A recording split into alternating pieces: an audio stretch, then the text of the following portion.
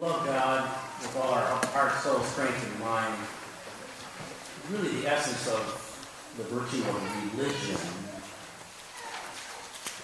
And central to that, of course, for Catholics is coming to Mass on Sundays and participating in the sacrifice of the Eucharist. But religion also has to do with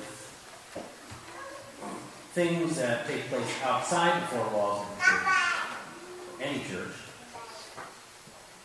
And we're talking about keeping the commandments. Jesus said, if you love me, you keep my commandments. Means living our faith, making decisions based on our understanding of teachings concerning morality and so forth, and praying on a regular basis and so forth. There are some countries in the world in which people are permitted by the government to attend Mass, for example, but they are not allowed any freedom of religion outside of that. So, for instance, in certain locales, if someone were to talk to a non-Catholic person about considering coming into the Catholic Church, maybe coming to Mass, or something along these lines, the individual will be subject to rather harsh penalties for violating a governmentally imposed restriction on freedom of religion. Now, in the U.S., we're very much accustomed to being able to come and go and to conduct ourselves freely, even in terms of religion, but on the horizon, we have a number of things that are in fact threats to freedom of religion. One of the things is that the Department of Health and Human Services is mandating that employers, organizations, companies, in other words, what people have employees, I believe at least 50 of them, must provide certain objectionable coverages, which include contraceptives, abortion-causing drugs, and sterilization, and so forth, as part of the so-called employee's health plan. And failure to do so, even though the person may be a Catholic individual or another person of goodwill who has very significant moral objection to these things, the organization, company will be fined rather drastically each day for failure to comply with this unjust mandate. The Bishop of the U.S. has called attention to the fact that this is really an abridgment of religious freedom. And the person should not be constrained to do something he doesn't believe in.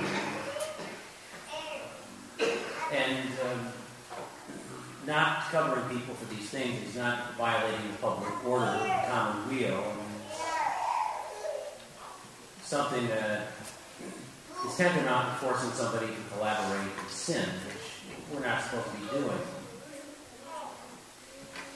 Ironically, the woman who runs the Office of Health and Human Services is a Catholic. It's a good example of, in fact, Catholic people who lose the sense of who they are as children of God, and people with a mission can do a great deal of damage in the world, especially if they ascend to high position.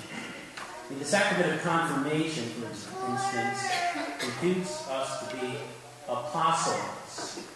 Apostles means that we have something to bring to the world, that we live our faith wherever we find ourselves. We don't compromise ourselves because of certain policies,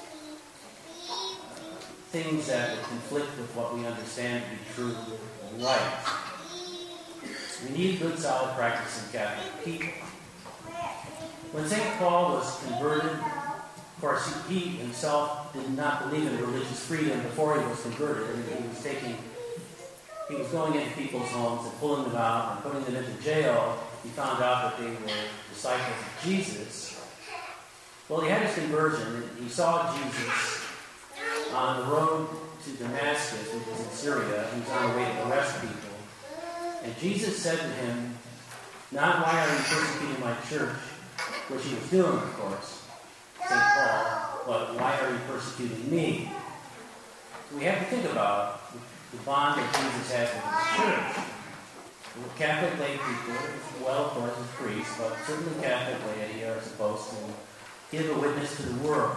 And the priest, yes, but the priest has his responsibilities are really to assist lay people in living out their faith in the Lord out in the world. So people have to think about that. We can't divorce ourselves from our faith once the Mass is over. This is why we say, go in peace, to love and serve the Lord, or something along these lines. It's now we're conscious of having this mission. We note, as I speak, as of Tuesday, there will be a referenda in 4 different states concerning the integrity of marriage as a union that is reserved to a man and a woman. I can only imagine our grandparents would be completely aghast at some of the things that people are proposing today.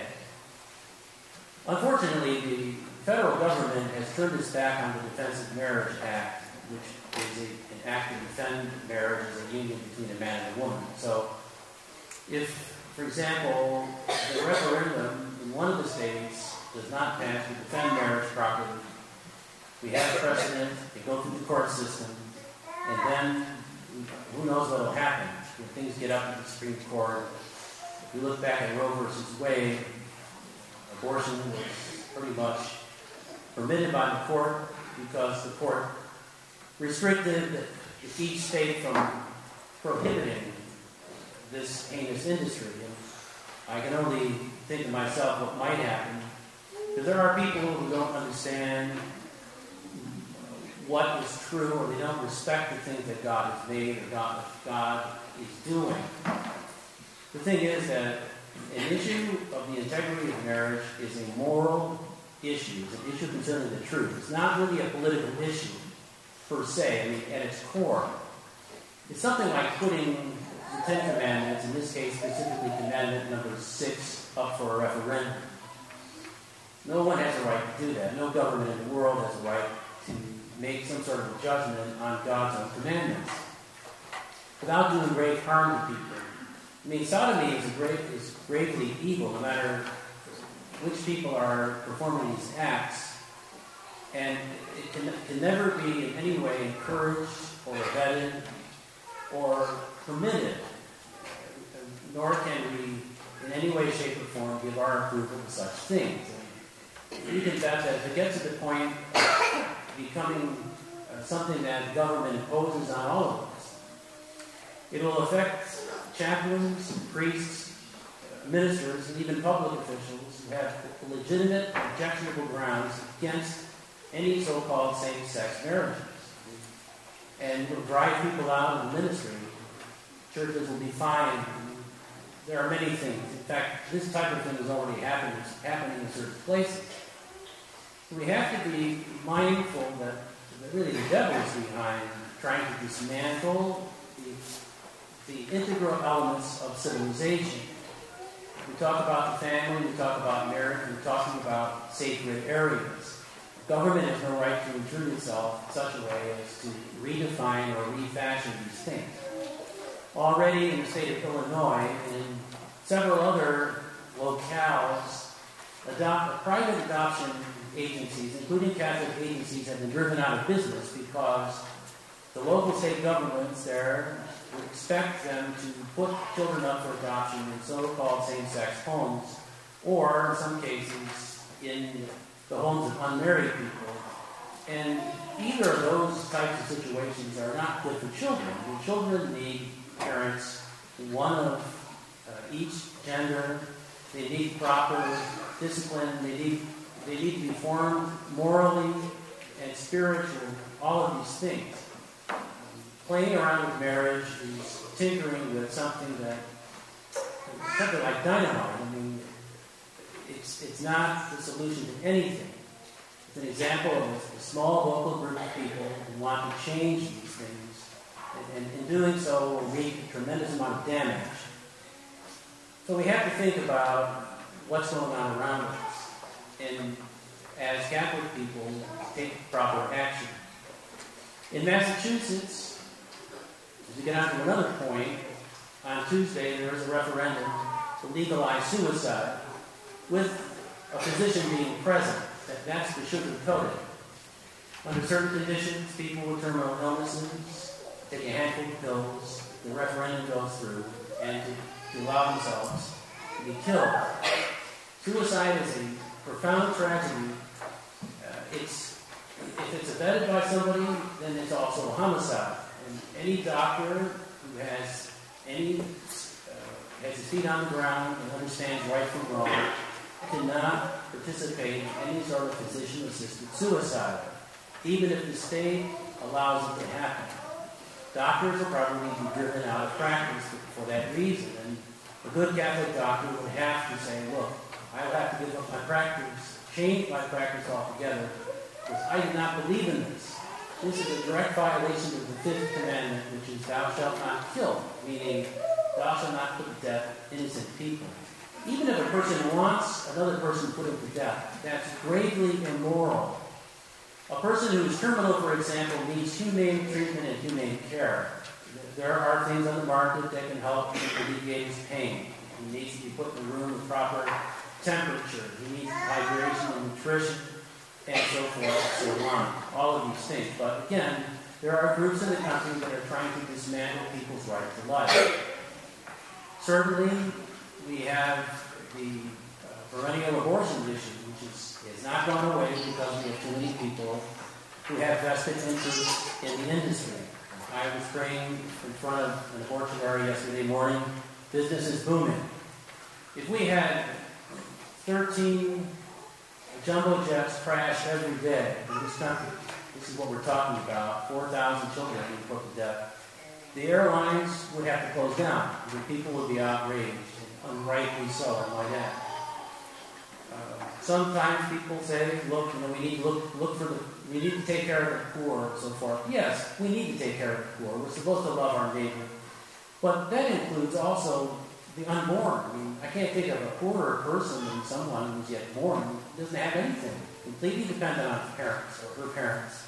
We have to be mindful of all of the people who are in need, not just some of them. And it's an egregious thing that's taking place.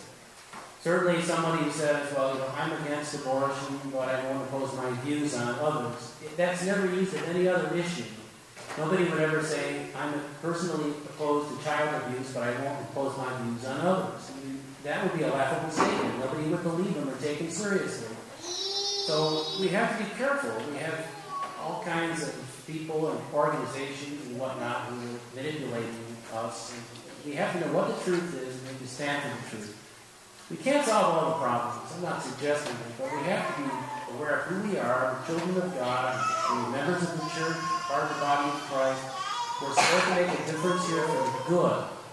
And our civilization, our society needs people who are dedicated to God, because the Lord is the one who made us. Without God, we have a godless society, a godless culture, and man always suffers for that. People lose their respect for others, and there's no way of having any sort of a civilization that is not root-based on God. So we need the Lord, and the Lord works for people, especially His own people. So we have to let Him do that. Work through us, not just while we're here, within the four walls of the church, or at Mass, or doing spiritual things, which are important, certainly. But when we're out about in the world, we have to be the people we claim to be.